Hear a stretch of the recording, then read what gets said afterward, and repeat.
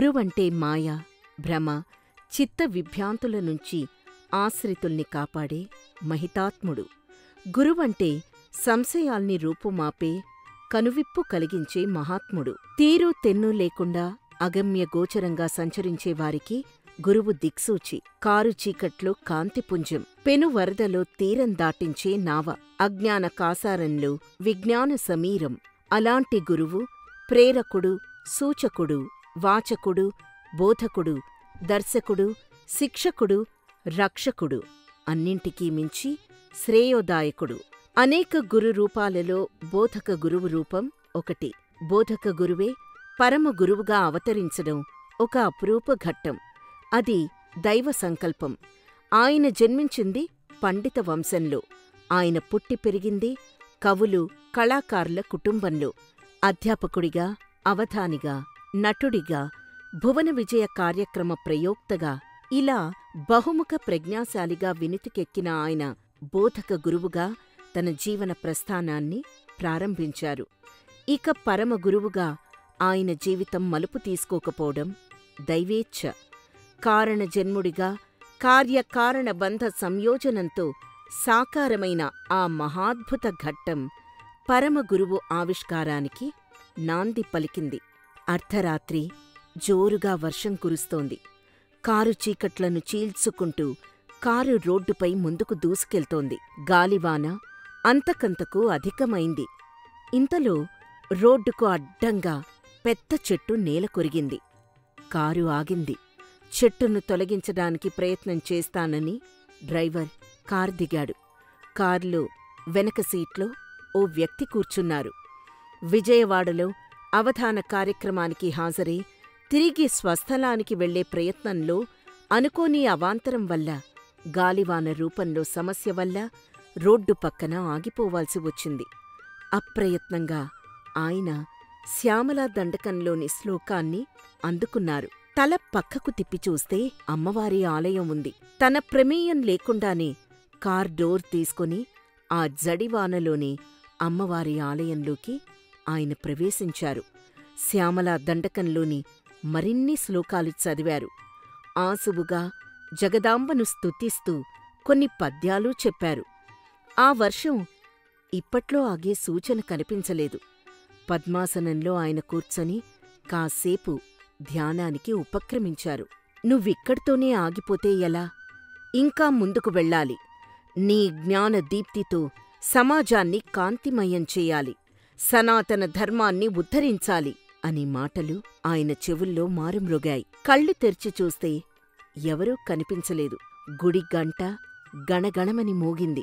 ఇది అమ్మ ఇచ్చిన సందేశమా, జగన్మాత ఆదేశమా అని ఆయన ఆలోచనలో పడ్డారు. వర్షం వెలిసింది. కాని ఆయన ఆలోచనల వర్షం ఇప్పుడే మొదలైంది. దారి సుగమం కావడంతో ఆయన సరికొత్త ప్రయాణం ఆరంభమైంది.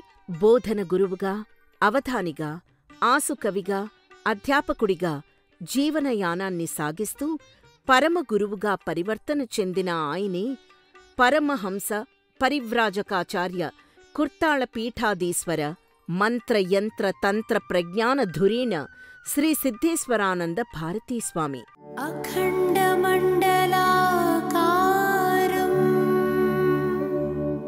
వ్యాప్తం యేన చరాచరం తత్పదం దర్శితం యేన.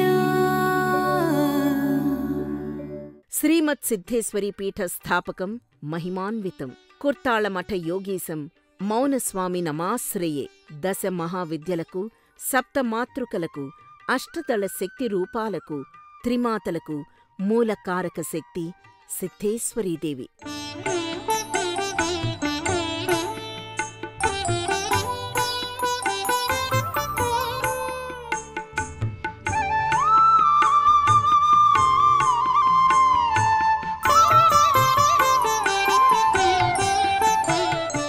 తమిళనాడులోని తిరునల్వేలి జిల్లాలోని సతత అభయారణ్యంలో కుర్తాళం జలపాతాలు సుప్రసిద్ధమైనవి. పాలధారల్లా, గంగా ఝరిలా నిరంతరం జాలువారి జలసిరులు కుర్తాళం జలనిధులు. పొదిగై కొండల మీద నుంచి వయ్యారంగా దూకే ఈ జలపాతాల పవిత్ర జలాలన్నీ ఔషధీయుక్తమైనవి.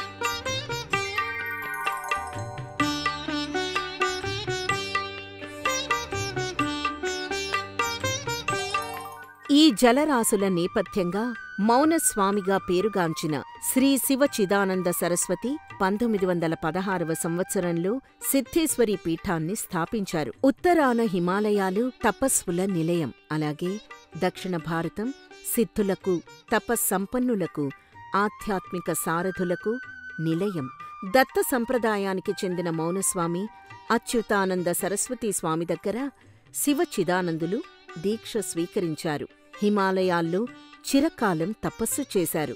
తిరిగి దక్షిణ పథానికి వస్తూ అంబ సముద్రంలో చతుర్మాస్య వ్రత దీక్షలో ఉన్న అప్పటి శృంగేరి జగద్గురువుల్ని మౌనస్వామి కలుసుకున్నారు. నిరంతరం తపస్సు, సద్గ్రంథ పఠనం, ఉపాసనా శక్తి వల్ల శివచిదానందులు అప్పటికే అమేయ వాక్శుద్ధిని పొందారు. వాక్శక్తిని పదిలంగా నిలుపుకోవడానికి, శృంగేరి శారదాంబ కరుణ ప్రఫుల్లితం కావడానికి మౌనస్వామిని మౌనదీక్షలో ఉండమని శృంగేరి పీఠాధిపతులు సూచించారు. శృంగేరి పీఠాధిపతుల దివ్య సందేశం, మహత్తరమైన సూచనతో శివచిదానంద స్వామికి కుర్తాళంలో సిద్ధేశ్వరి పీఠం స్థాపించాలనే సంకల్పం కలిగింది.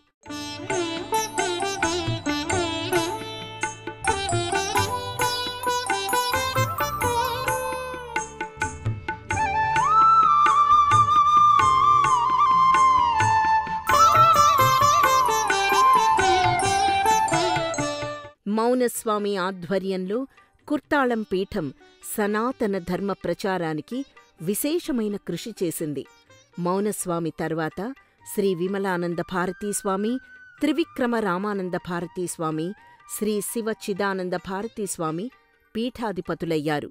వారి తర్వాత శ్రీ సిద్ధేశ్వరానంద భారతీస్వామి 2002వ సంవత్సరంలో డిసెంబర్ 19 దత్త జయంతి నాడు పీఠాధిపత్యం స్వీకరించి ఆర్ష ధర్మోద్ధరణకు విశేషంగా కృషి చేస్తున్నారు. పీఠాలు ఎందుకు స్థాపిస్తారు? దేవాలయాలు ఉన్నాయి కదా, దేవాలయాలు ఉన్నాయి. దేవాలయాలు దైవశక్తికి కేంద్రాలు. అక్కడ దేవాలయం ఉంటుంది, దేవుడు ఉంటాడు, పూజలు ఉంటాయి, యజ్ఞాలు జరుగుతుంటాయి, ప్రార్థనలు జరుగుతూ ఉంటాయి, అభిషేకాలు జరుగుతుంటాయి. అక్కడ ఒక దైవికమైనటువంటి దివ్య వాతావరణం ఏర్పడుతుంది దేవాలయంలో. అది ఒక శక్తి కేంద్రం, దివ్యశక్తికి కేంద్రం. అంటే ప్రపంచమంతటా దేవుడు ఉన్నప్పటికీ కూడా, ఇప్పుడు ఉదాహరణకు అందరూ మనుషులు ఒకటే, అంతటా ఒకటే వాతావరణం. కానీ ఒక వ్యక్తి బలహీనుడుగా ఉంటాడు, ఒక వ్యక్తి బలవంతుడుగా ఉంటాడు.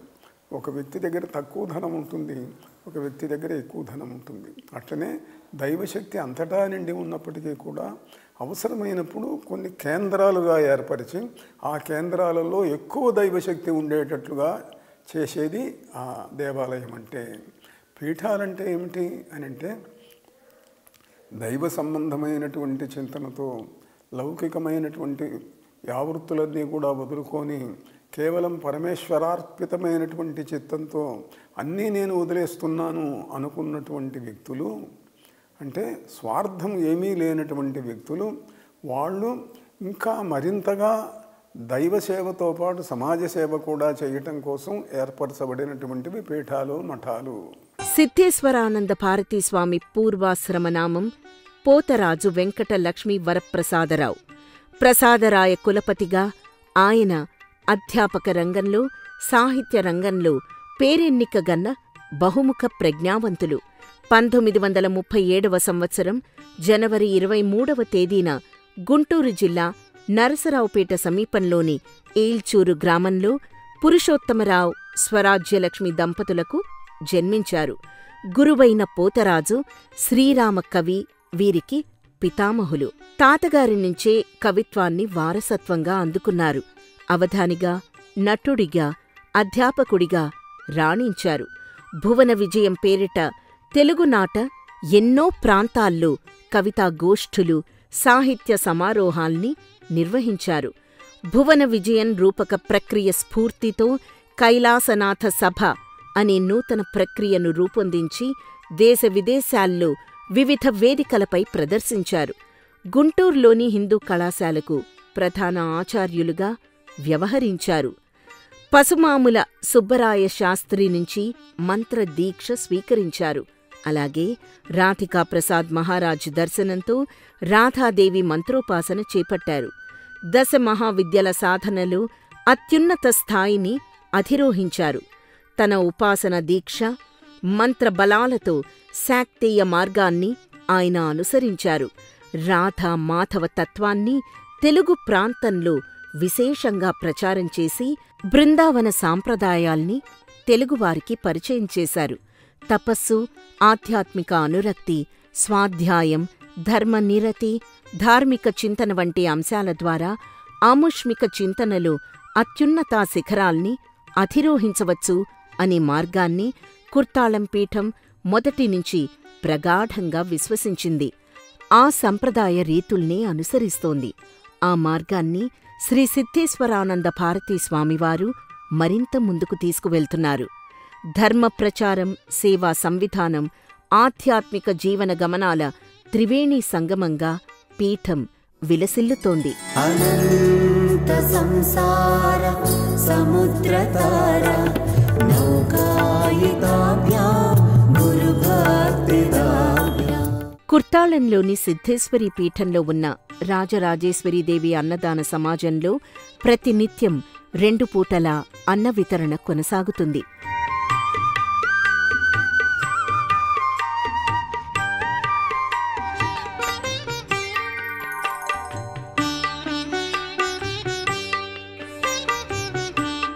పీఠం ఆధ్వర్యంలో జరుగుతున్న గో సంరక్షణ యజ్ఞంలో భాగంగా ఇక్కడ గోశాలను నిర్వహిస్తున్నారు.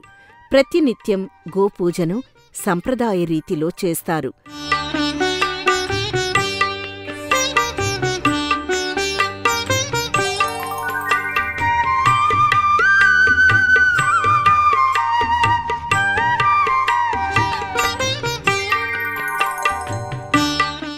విశ్రాంతి జీవనాన్ని కొనసాగిస్తూ ఆధ్యాత్మిక మార్గంలో తమ జీవితాలు తరించాలనుకునే వృద్ధుల కోసం కుర్తాళం పీఠం ప్రత్యేకంగా వృద్ధాశ్రమాన్ని నడుపుతోంది. ధర్మ కార్య నిర్వహణ కోసం, పూజా క్రతువుల కోసం, హోమాది కార్యక్రమాల కోసం ప్రత్యేకంగా పీఠం అనేక కార్యక్రమాలు నిర్వహిస్తోంది. సత్వర ఫలితాల కోసం భక్తుల అభీష్టం మేరకు పీఠ ప్రాంగణంలో వైదిక కార్యక్రమాలు కొనసాగుతాయి. నమస్తేస్తు మహామాయే శ్రీపీఠే సురపూజితే శంఖచక్ర గదా హస్తే మహాలక్ష్మీ నమోస్తుతే. నమస్తే గరుడారూఢే కోలాసుర భయంకరీ సర్వపాపహరే దేవి మహాలక్ష్మీ నమోస్తుతే. కుర్తాళం పీఠం ఆధ్వర్యంలో ప్రత్యేక గ్రంథాలయం ఇక్కడ నెలకొని ఉంది. వేదాలు, ఉపనిషత్తులు, పురాణాలు, ఆగమ శాస్త్రాలకు సంబంధించిన ఆధ్యాత్మిక గ్రంథాలతో కూడిన ఈ గ్రంథాలయంలో ఎన్నో విలువైన గ్రంథాలు ఉన్నాయి. ఆర్షధర్మ విజ్ఞాన భాండాగారంగా ఈ గ్రంథాలయం విలసిల్లుతోంది. సిద్ధేశ్వరులు, కవీశ్వరులుగా తేజరిల్లుతోన్న సరస్వతీ కటాక్షాన్ని అందుకున్న సాధుపుంగవులు. పూర్వాశ్రమంలో కవి పండితునిగా, సరస్వతీ పుత్రునిగా, సారస్వతమూర్తిగా సిద్ధేశ్వరానంద స్వామివారు ప్రసాదరాయ కులపతి పేరిట కవన రంగాన కదం తొక్కారు. శివసహస్రి, అంబికా సహస్రి వంటి గ్రంథాలు రచించారు. తాంత్రిక ప్రపంచం వంటి రచనలతో తంత్రశాస్త్ర మర్మాల్ని ఆవిష్కరించారు. ప్రజభాగవతం పేరిట బృందావన సంప్రదాయ రీతుల్ని తెలుగువారికి విశదం చేశారు. వారు చేసిన సారస్వతి కృషికి సాహిత్యాభిమానులు కవితా సుధాకర అనే బిరుదుతో ఘనంగా సత్కరించారు. భువన విజయం రూపకానికి విశేషంగా ప్రాచుర్యం కల్పించిన స్వామివార్ని భువన విజయ ప్రజ్ఞాన ధురీణ అనే బిరుదుతో గౌరవ పురస్సరంగా అభిమానులు వ్యవహరిస్తారు. అంటే నిజానికి ఓ సన్యాసి ఉన్నాడనుకోండి, సన్యాసి దేనికి సన్యాసం తీసుకుంటాడు? లౌకికమైన వ్యవహారాల మీద ఆసక్తి తగ్గిపోయి వైరాగ్యం కలిగి నాకు ఈ ప్రపంచంతో పని లేదు అని అనుకున్నటువంటి వాడు సన్యాసం తీసుకునేటప్పుడు చెప్తారు, అన్నీ వదిలేస్తున్నాను నేను, సన్యస్తం మయా అన్నీ వదిలాను అని చెప్పి కేవలం ఆధ్యాత్మికమైనటువంటి జీవితం, దైవికమైనటువంటి జీవితంతో గడపటం కోసం ఏర్పాటు అయినటువంటి ఒక వ్యవస్థ. అంటే అతడికి ఇంక ఈ ప్రపంచంతో సంబంధం లేదు, తనకు తాను ఏదో ఉద్ధరించబడటం, మోక్షానికి వెళ్ళటం. ఇట్లా కాక శంకరాచార్యులు వారు ఏం చేశారంటే, మనల్ని మనం ఉద్ధరించుకోవటమే కాదు, లోకాన్ని కూడా ఉద్ధరించాలి.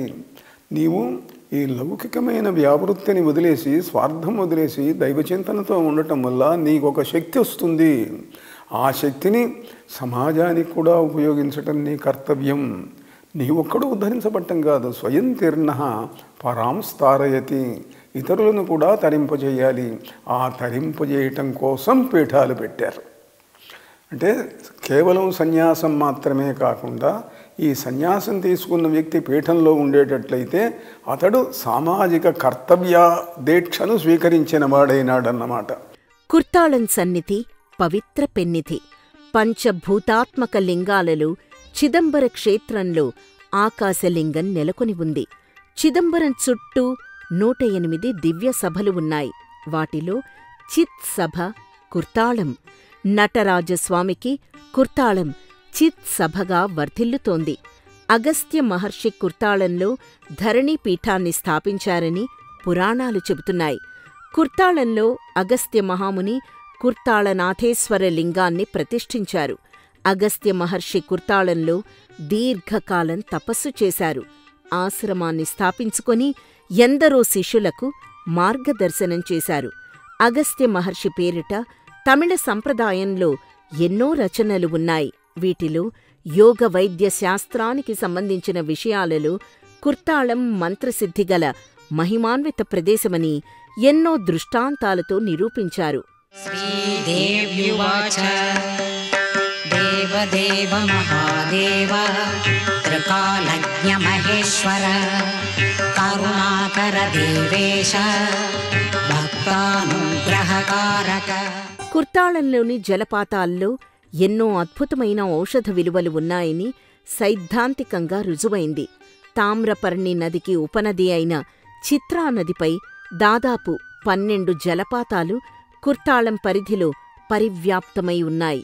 అగస్త్యుడి ముఖ్య శిష్యుడైన భోగనాథుడు, భోగనాథుడి శిష్యుడైన మహావతార్ బాబాజీ వంటి సిద్ధులెందరూ కుర్తాళంలో తపస్సు చేసి సిద్ధిత్వాన్ని పొందారు. సిద్ధిక్షేత్రంగా కుర్తాళం అలరారుతోంది.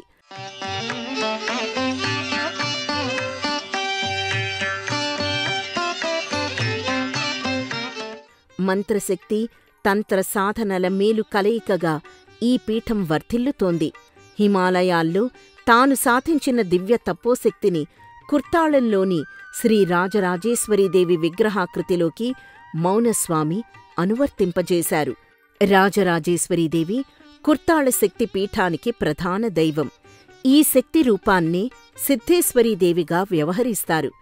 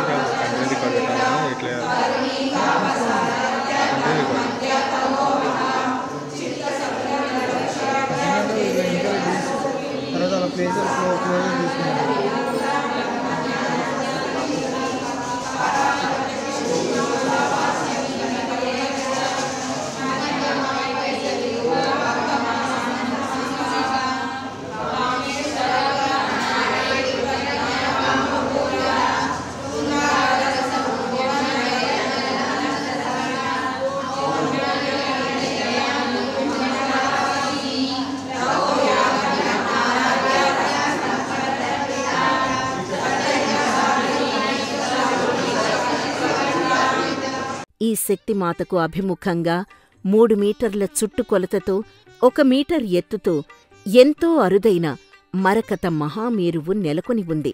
సాక్షాత్తు మహాలక్ష్మికి ప్రతిరూపంగా భావించే శ్రీచక్రం దివ్య సమ్మోహనంగా ఆకట్టుకుంటుంది. సకల కామ్యాల్ని, కామితార్థాల్ని సహకారం చేసే కామేశ్వరస్వామి సన్నిధి ఈ లోగిలిలో మరో ప్రత్యేక ఆకర్షణ.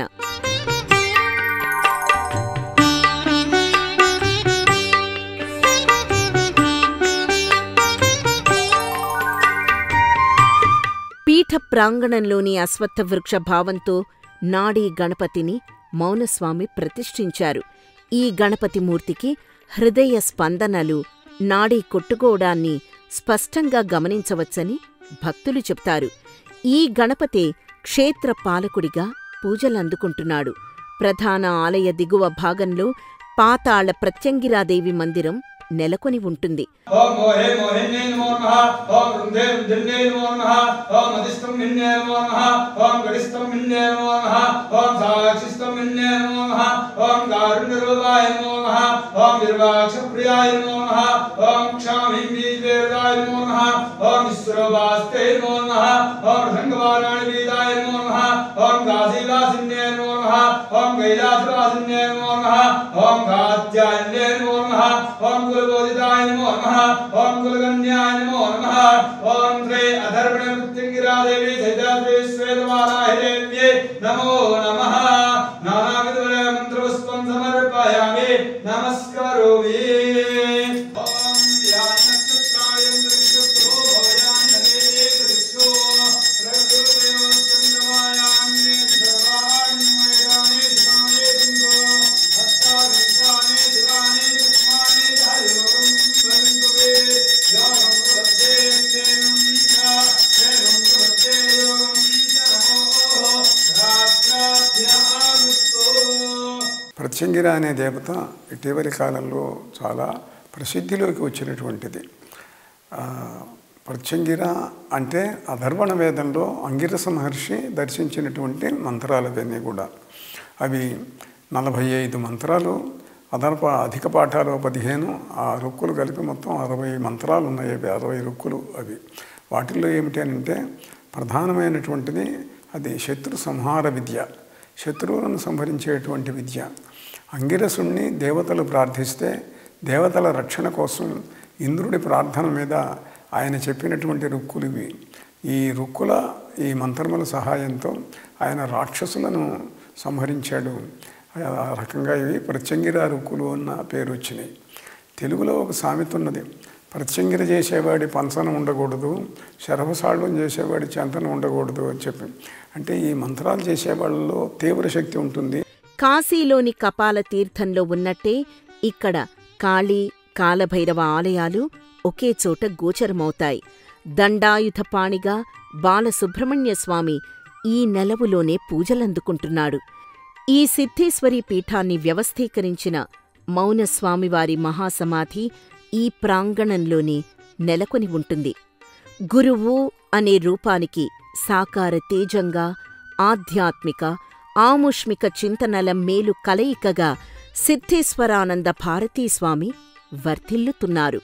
అగస్త్య మహాముని తపోస్థలిగా ఖ్యాతిగాంచిన కుర్తాళం సన్నిధానం సనాతన ధర్మానికి మేలిమి నెలవుగా దివ్య ప్రభాభాసితంగా తేజరిల్లుతోంది.